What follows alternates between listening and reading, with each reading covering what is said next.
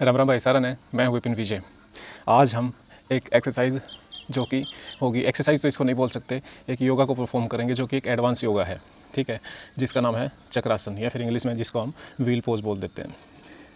ये प्रैक्टिस करते हुए, चक्रासन की मेरे को प्रैक्टिस करते हुए काफ़ी साल हो गए, तो मैं आपको इसकी एक छोटी सी की बताने वाला हूँ जिसको बिगिनर लोग नहीं परफॉर्म कर पाते। तो इससे पहले, चक्रासन को परफॉर्म करने से पहले आपको थोड़ा सा एक दो जो हल्के फुल्के योगा पोजेज होते हैं उनके थ्रू आपको थोड़ा सा बॉडी को वार्म अप करना है, ठीक है। कौन कौन से योगा को हम परफॉर्म करेंगे अपने वार्म अप के लिए, देखते हैं। सबसे पहले आपने अपनी टांगों को ऐसे खोल लेना है, जितना हो सके उतना ओपन कर लेना है। मेक श्योर जो आपके ग्लूट्स हैं पीछे से हमेशा एक्टिव रहने चाहिए। एक्टिव कैसे रहेंगे? वो रहेंगे ऐसे, आपने अपनी इन एड़ियों के ऊपर दबाव डालते हुए अपने इन पंजों को अपने सिर की साइड ऐसे मोड़ लेना है। फिर अपने हाथों पे ऐसे हम खड़े होएंगे, ठीक है। अब यहाँ से हमारे जो पीछे से दोनों ग्लूट हैं वो एक्टिव हो जाते हैं और हमें आगे झुकते हुए ऐसे बैठना है। अब मेरे पीछे दोनों हिप्स एक्टिव हो चुके हैं। अब बारी बारी से क्या करेंगे, हम अपनी उंगलियों के बेस पे हम आगे की साइड बढ़ेंगे और ऐसे झूलते हुए हम चलेंगे, ठीक है। बिल्कुल धीरे धीरे करना है ये। उसके बाद हम ऐसे, जैसे अपने पुराने टाइम में जो चक्की होती थी, जैसे हम ऐसे चक्की को पीसते थे, वैसे हमने ऐसे गोल गोल करके घूमना है। ये योगा फ्लो होते हैं जिसमें आपकी जो छोटी छोटी मसल्स होती हैं, जिनको आप एक्सरसाइज के थ्रू या फिर जिम में आप जिनको हिट नहीं कर सकते, वो योगा करने से, ऐसे योगा फ्लो करने से आपकी मसल्स या जो माइन्यूट मसल्स होती हैं वो हिट होती है, ठीक है। अब हम ऐसे फ्लो करते करते अपनी बॉडी का पीछे से मेक श्योर आपकी कमर है वो स्ट्रेस ना हो, आपके ग्लूट्स जो पीछे से आपके हिप्स हैं वो इसमें टाइट रहने चाहिए।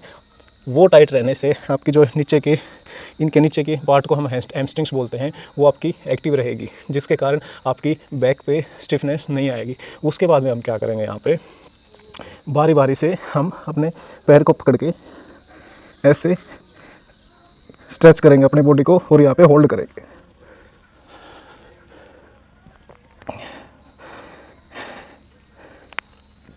यहाँ से आपका जो लव हैंडल है, जिसको हम साइड फैट बोलते हैं, वो बहुत ज़्यादा कम होता है ये योगा पोज करने से। क्यों होता है? ये वाला हमारा हाथ और ये साइड का अपना जो स्कैपुला के साइड में जो हिस्सा होता है वो वाला, और अपनी जो ओब्लिक होती है, ओब्लिक के नीचे तक जो आपका लव हैंडल जाता है, उसको बहुत ज़्यादा ये इफ़ेक्टिव योगा पोज है।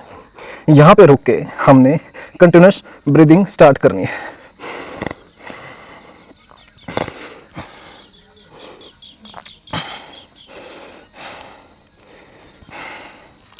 अब स्विच करेंगे हम वापसी दूसरी साइड। मेक श्योर आपके जो पंजे हैं वो कंटिन्यूस आपके सिर को या फिर फेस को हिट करते रहें इसी डायरेक्शन में।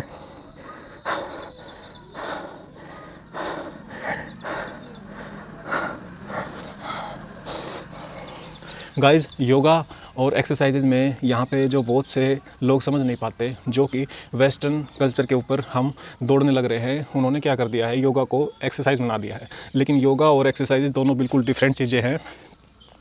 अगर हम किसी भी पोज में होल्ड करके अपनी कंटिन्यूस ब्रीदिंग रखते हैं, एक लॉन्ग ब्रीदिंग, तो वो हमारी योगा के अंदर आएगी। और अगर हम अपने शरीर को वार्म अप करके और एक्सरसाइजेज के थ्रू अपनी एनर्जी को वेस्ट करते हैं, बर्न करते हैं, वो हमारी एक्सरसाइजेज के अंदर काउंट होएगी। तो इसके बाद में हम अपनी वीडियो को आगे बढ़ाते हुए क्या करेंगे, धीरे धीरे दोबारा से अपनी उंगलियों पे चलते हुए आगे की साइड जाएंगे और बारी बारी से अपने सिंगल हिप्स को उठा के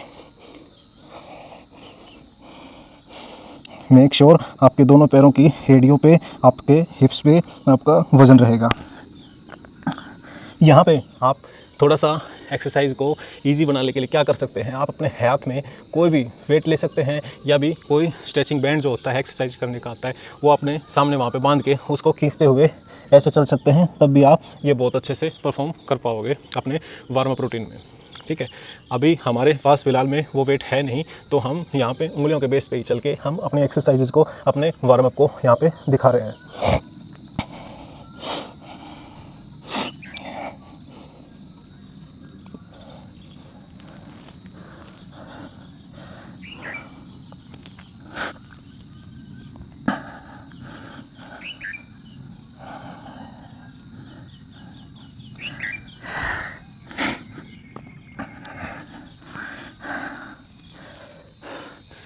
हमने यहाँ पे बैक पे ज़्यादा दबाव नहीं डालना है ताकि कोई इंजरी हमारे बैक में ना हो पाए।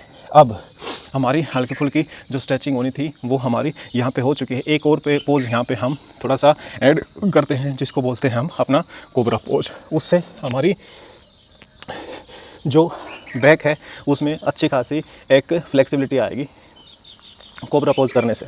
ठीक है, तो कैसे होएगा उसको थोड़ा सा एक बार देख लेते हैं हम। यहाँ पे हम अपने बॉडी को बिल्कुल रिलैक्स करेंगे, लेफ्ट अपने राइट में अपने चिन को रखते हुए ज़मीन पे। उसके बाद सबसे पहले हमने इंक्लूड करना है इस योगा पोज में अपने वार्म अप रूटीन के लिए किसको, अपने नेक को। हमने अपनी नेक यहाँ पे सीधी की, उसके बाद थोड़ी सी गर्दन को ऊपर उठाया। गर्दन उठाने के साथ में हमने हाथों को उठाया। हाथों को उठाने के साथ हम यहाँ पे अपनी बॉडी से सटते हुए हाथों को यहाँ पे लेके आए। हमें यहाँ पे यहीं पे रुकना है। अब पीछे से क्या करेंगे, हम पीछे से अपने घुटनों को ज़मीन से उठा के पंजों को रखे रहने देंगे। ठीक है, वहाँ से क्या होएगा, हमारे अब हिप्स टाइट हो जाएंगे। ठीक है, अब हमारे ये वाले हिप्स टाइट हो गए हैं, घुटने ज़मीन से ऊपर उठ गए हैं और हमारे जो पंजे हैं वो अभी ज़मीन पे हैं। ठीक है, अब हमारे हिप्स हमने यहाँ पे मेनली इंक्लूड करने थे। ठीक है, हिप्स हमने अपनी एक्सरसाइज में इंगेज कर लिए हैं यहाँ पे। ठीक है, हमारी बैक स्ट्रेट है, हमारी गर्दन उठी हुई है।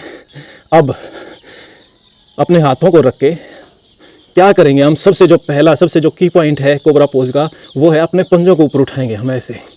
अब हमारी कंप्लीट जो रीढ़ की हड्डी है, अपने ग्लूट्स हैं, अपनी हैमस्ट्रिंग्स है और अपने पंजे तक का हमने अपनी बॉडी को इंक्लूड कर लिया है। अब एक फ्लो करते हुए हम आगे की साइड से ऊपर उठेंगे और हमारे पंजे ज़मीन में टिक जाएंगे। कैसे, 1 2 3, पंजे ज़मीन में टिक चुके हैं।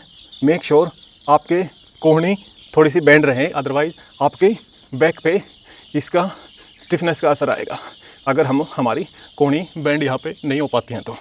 ठीक है, हमने यहाँ पे इसी पोज में होल्ड करना है और हमारी ब्रीदिंग को कंटिन्यूस रखना है। ठीक है, कैसे,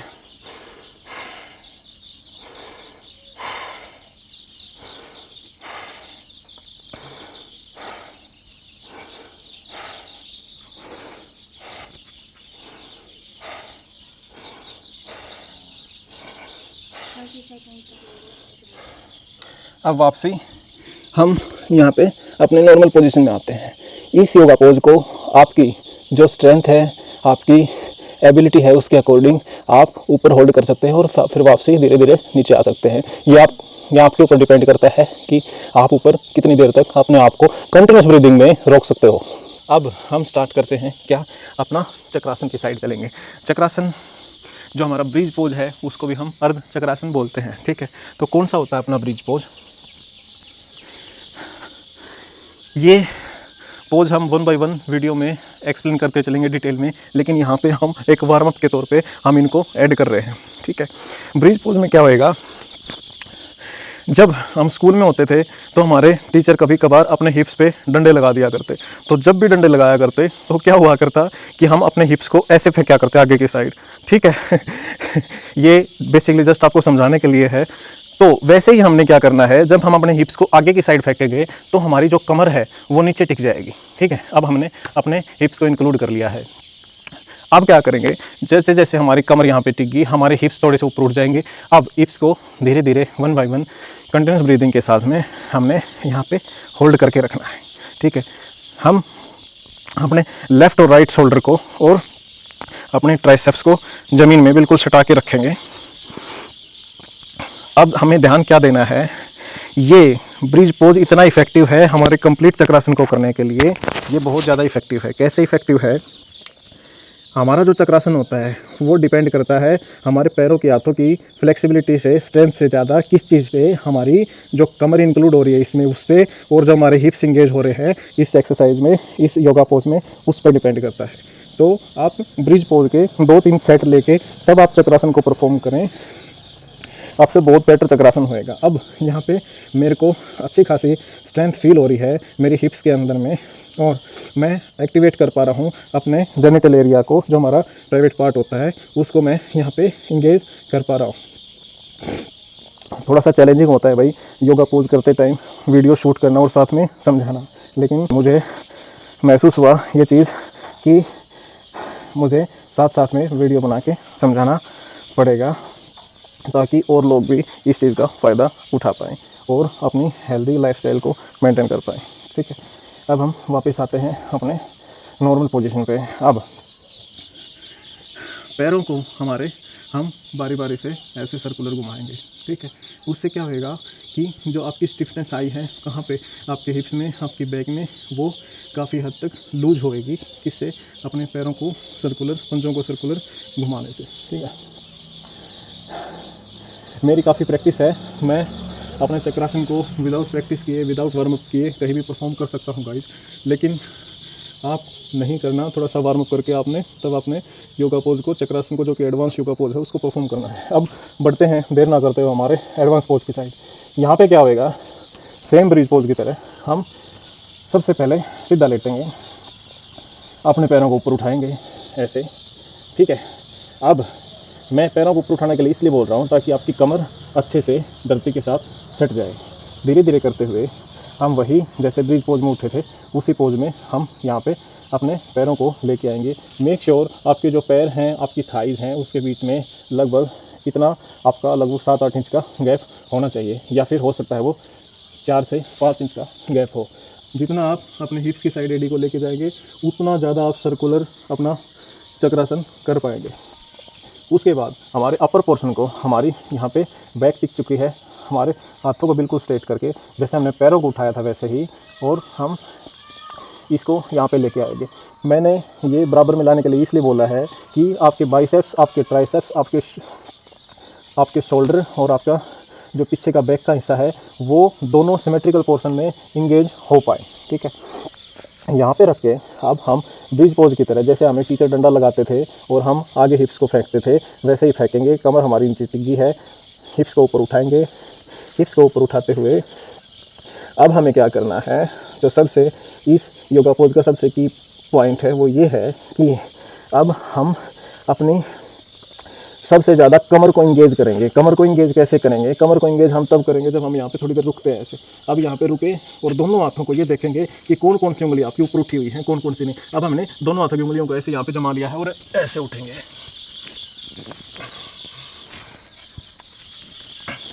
मेक श्योर आपके जो कमर है और आपके जो हिप्स हैं वो यहाँ पे इंगेज होने चाहिए, तभी आप इतना अच्छे से चक्रासन को कर पाओगे। अब अपनी गर्दन को यहाँ पे बिल्कुल लूज छोड़ के चलेंगे ताकि आप कंटिन्यूस ब्रीदिंग कर पाएँ।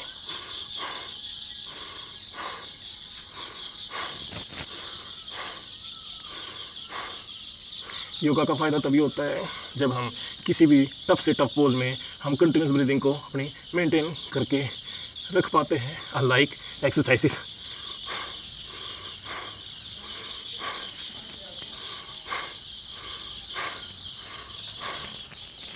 वापस आते हैं भाई नॉर्मली वैसे ही अपने योगा पोज में।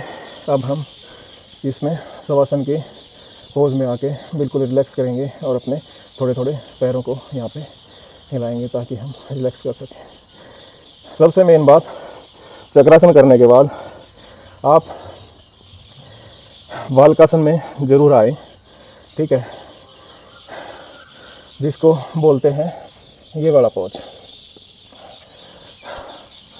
ये वाला पोज क्या होएगा, जो आपके हिप्स और हैमस्ट्रिंग्स की जो स्टिफनेस बनी है योगा पोज के थ्रू, अपने चक्रासन के थ्रू, और आपकी कमर की, वो सारी की सारी यहाँ से छूमंतर हो जाएगी, गायब हो जाएगी, और आप अपने कमर में, अपने हिप्स में, आपके हैमस्ट्रिंग्स में और आपके शोल्डर में और काफ़ी यहाँ पे फ्लेक्सिबिलिटी आपको फील होएगी और स्टिफनेस आपकी गायब हो जाएगी।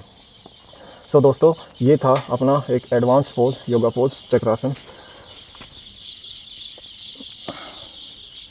ऐसे ही हम योगा पोज की सीरीज़ अपने चैनल पे योगा पोज की सीरीज़ एक चलाएंगे और वहाँ पे कंटिन्यूस हम डिफरेंट जो योगा पोजेस हैं उनके रिगार्डिंग आपको एक डिटेल में वीडियो आने वाले टाइम में देखने को मिलेगी। सो अगर आपको मेरे एक्सरसाइजेज, जो बॉडी वेट एक्सरसाइजेज हैं वो, और जो योगा पोज और योगा परफॉर्म की जो वीडियो है, जो मैं इस चैनल पे डालता हूँ, अगर वो आपको जनरली पसंद आती हैं तभी आप इस वीडियो को मेरे चैनल पे और अदर वीडियोस पे लाइक करें, कमेंट करें और अपने फैमिली मेम्बर में इन वीडियोज़ को ज़रूर शेयर करें ताकि वो भी अपनी हेल्थ का ध्यान रख पाएँ। आई होप आपको मेरी वीडियो पसंद आई होगी। सो मिलते हैं एक नेक्स्ट वीडियो के साथ में, तब तक के लिए जय हिंद, जय भारत, वंदे मातरम। हाँ, एक बात और, अगर आप इस चैनल पे पहली बार आए हैं तो मेरे चैनल को सब्सक्राइब ज़रूर करें, मुझे वहाँ से मोटिवेशन मिलेगा और मैं आपके लिए आने वाले टाइम में बहुत अच्छी एक्सरसाइजिंग लेके आने वाला हूँ। सो अगेन जय हिंद, जय भारत, वंदे मातरम।